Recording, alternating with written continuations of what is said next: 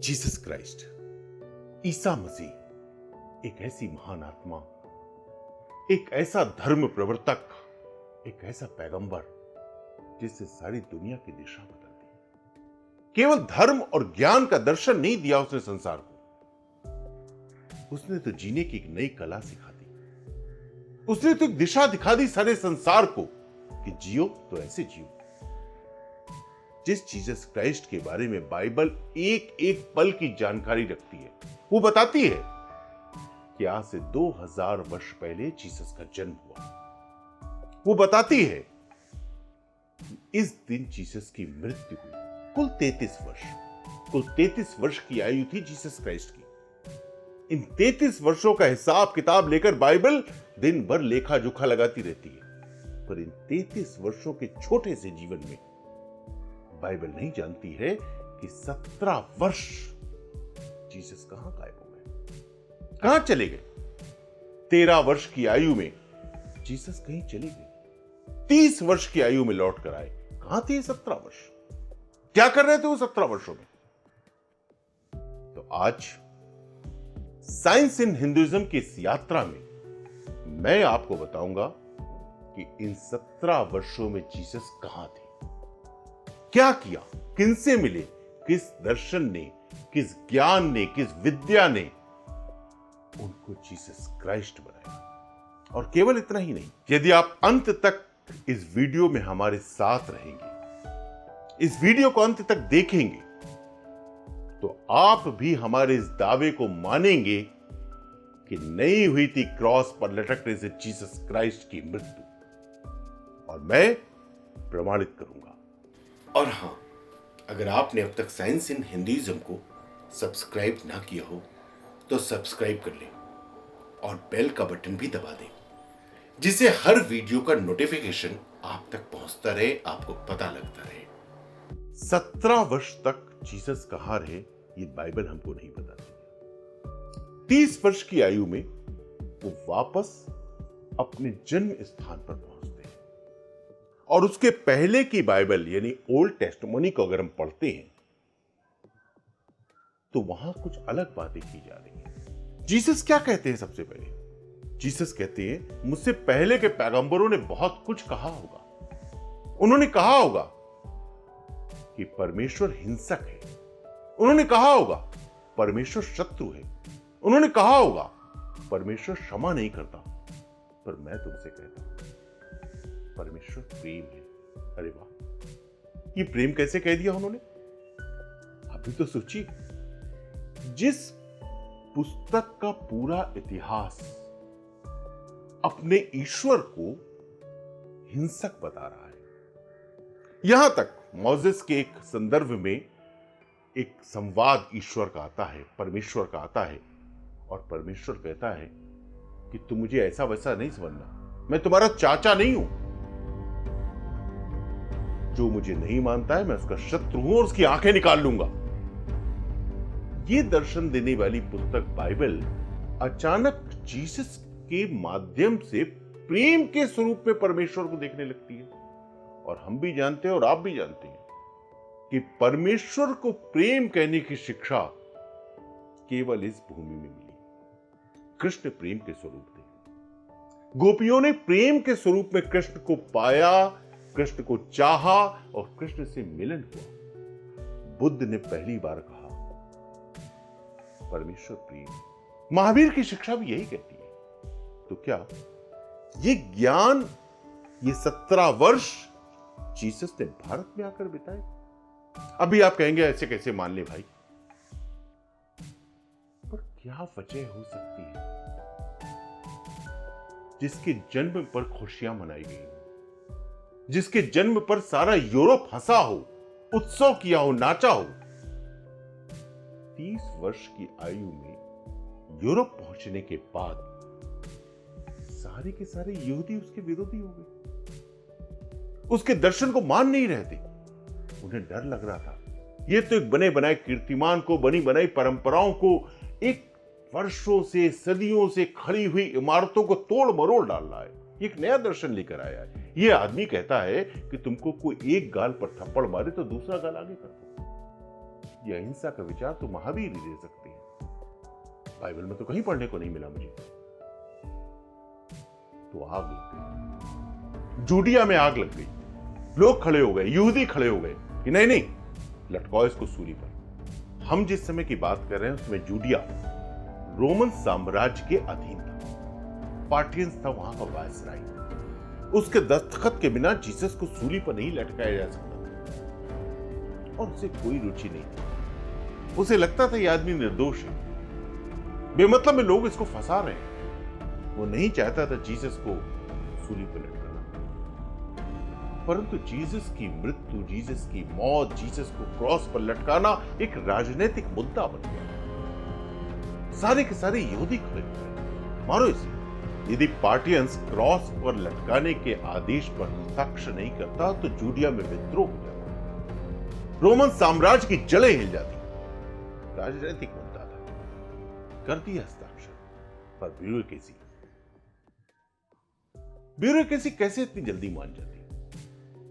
उसने जीसस की मृत्यु को लटकाना शुरू किया, बढ़ाना शुरू किया। शुक्रवार की सुबह मृत्यु होनी थी, शुक्रवार की सुबह क्रॉस पर लटकाया जाना था, पर खींचते खींचते दोपहर कर दी गई। कोई 3 और 4 बजे के आसपास जीसस क्राइस्ट को सूली पर लटकाया गया। एक बहुत ही बेहुदा ढंग किसी इंसान को मारने का। उसके शरीर में कीलें ठोक दी जाती हैं और रिस रिस कर खून उसका टपक टपक कर गिरता है। लगभग 60 घंटे लगते हैं एक व्यक्ति को सूली पर लटक कर मरने में। पर शनिवार का दिन आराम का दिन, परमात्मा का दिन, इसलिए उस दिन यहूदी काम नहीं करते। तो जैसे ही अंधेरा छाया, यहूदी अपने घर लौट गए और जीसस को सलीब से उतार लिया गया। क्योंकि पार्टियंस नहीं चाहता था, उसके अंतःकरण में, उसकी आत्मा में एक बोझ बन रहा था कि एक निर्दोष व्यक्ति को मैं सूली पर लटका रहा हूं। उतार लिया गया सूली को। अब यहां पर बाइबल क्या कहती है? बाइबल कहती है कि जीसस क्राइस्ट का पुनर्जन्म हुआ, फिर से जीवित हो उठे। एक घटना भी बाइबल इस पर लिखती है कि उन्होंने ऐसा ऐसा किसी को दर्शन दिए। देखिए उसके बाद यदि कोई व्यक्ति जीवित होता है, वो खड़ा हो जाता है, सलीब से नीचे उतर आता है, तो हम भी देखेंगे, आप भी देखेंगे, बाइबल भी तो उसके बारे में लिखेगी। एक लफ्ज भी बाइबल उसके बाद नहीं लिखती है उनके बारे में। सिर्फ एक घटना है, एक दर्शन दिए किसी को और लोगों ने कहा ये तो पुनर्जीवित। जूडिया के वायसराय पार्टियंस ने संध्या के समय, शाम के समय जीसस क्राइस्ट के शरीर को उतारा, रक्त से भरा हुआ शरीर, और एक गुफा में रखवा दिया।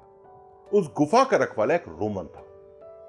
रोमन ने जीसस के रक्त रंजित शरीर को उनके साथियों को सौंप दिया। मदर मेरी भी थी उसमें, और उन सबसे कहा अगर अपना जीवन बचा सकते हो तो बचा लो। जीसस के साथियों ने उनको संभाला और रेशम मार्ग से होते हुए एक बार फिर जीसस को लेकर भारत आ गए, जहां उन्होंने 17 वर्ष गुजारे थे। देखिए मैं आपको एक बात समझाता हूं, क्यों जीसस भारत ही आए। आपको बहुत सारे धर्म, बहुत सारे विचार और दर्शन जीवन सिखा सकते हैं, पर यह एक ऐसी भूमि है, ये एक ऐसा पवित्र स्थान है जहां मृत्यु भी सिखाई जाती है, जहां मृत्यु भी पावन हो जाती है। तो जीसस ने मरने के लिए भारत की भूमि चुनी। अब इस बारे में मैं आपको कुछ प्रमाण देता हूं। जर्मन लेखक होल्गर कस्टन ने अपनी book Jesus lived in India में इस बात को प्रमाणित किया है कि क्रॉस पर लटकने के बाद जीसस क्राइस्ट इंडिया आए। एक रूसी विद्वान जिनका नाम था निकोलाई निकोविच 1887 के आसपास कश्मीर आए और वहां पर एक बौद्ध मठ में रहे। एक बौद्ध भिक्षु ने उन्हें बोधिसत्व संत के बारे में बताया। जब निकोलाई ने इस बोधिसत्व संत का अन्वेषण किया, शोध किया, खोज की, तो आश्चर्यचकित, क्योंकि यह बोधिसत्व संत और कोई नहीं, जीसस क्राइस्ट। और यह बात निकोलाई ने अपनी बुक में लिखी। चलिए हम इन सब प्रमाणों को भी छोड़ देते हैं। सबसे बड़ा प्रमाण इस बात का देते हैं कि जीसस क्राइस्ट की मृत्यु इस भारत की भूमि में हुई, और इसके लिए हमको चलना पड़ेगा कश्मीर के पहलगाम। पहलगाम का अर्थ क्या है?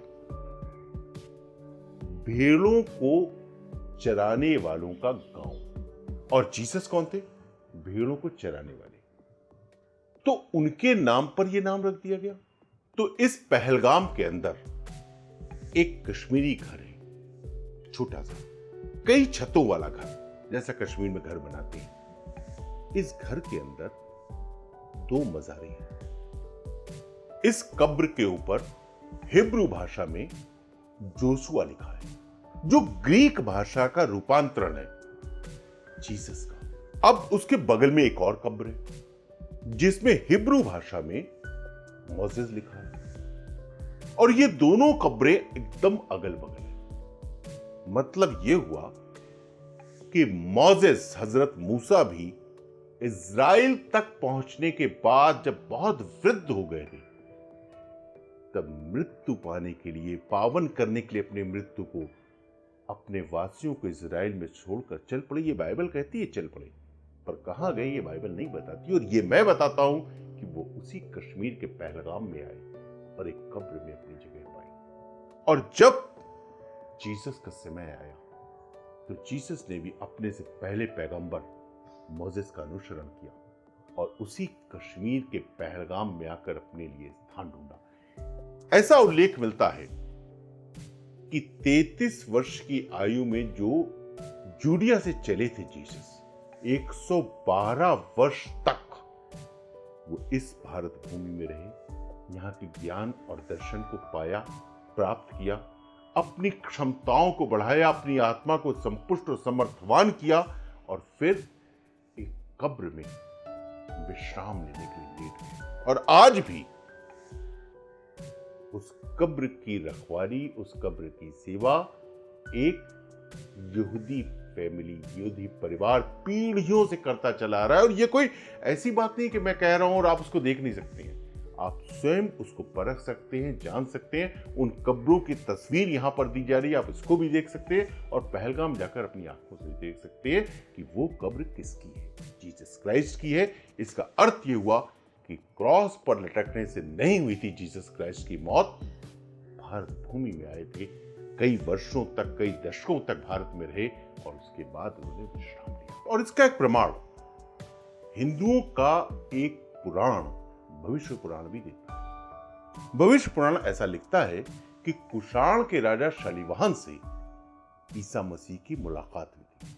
केवल इतना ही नहीं, मुसलमानों का अहमदिया समुदाय इस बात पर यकीन करता है कि जीसस क्राइस्ट कश्मीर में आए थे और यहीं उन्होंने अपना शरीर त्यागा। तो ये सारे तो प्रमाण थे जो हमने आपको सौंप दिए। अब एक बात मैं आपसे कहना चाहता हूं कि हिंदू, मुसलमान, सिख, ईसाई और ना जाने कितनी कौमें, ये हमारे और आपके लिए जो ऐसी महान आत्माएं होती हैं, जो ऐसी दिव्य आत्माएं होती हैं, जो परम आत्माएं होती हैं, जो पैगंबर होती हैं, जो महान साधु संत होती हैं, उनके लिए जाति पाति और चार दीवारी, देश परदेश कोई मायने नहीं रखता है। उनके लिए तो सारा संसार अपना है, हर मनुष्य अपना है, हर जाति अपनी है।